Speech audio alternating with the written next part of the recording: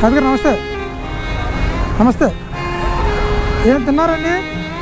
ఏమైనా తిన్నారా? ఏం తాగుతారా? ఏమన్నా ఇప్పిస్తాను భయ్యా. ఒక ఫ్రూట్ మిక్చర్వా? తాతగారు మధ్యాహ్నం భోజనం చేశారా? సరే. ఏ ఊరండి మీది? సంగారెడ్డా. మరి ఇదిగో భయ్యా. మరి మీరు భోజనం ఎలాగ మీకు డైలీ? మరి ఫ్యామిలీ ఉన్నారు అక్కడ? ఫ్యామిలీ ఉన్నారా?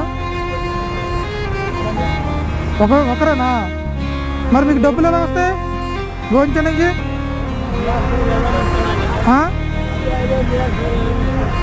నా అటువంటి వాళ్ళు 10-5 ఇస్తే ఆ డబ్బులతో భోజనం చేస్తారా?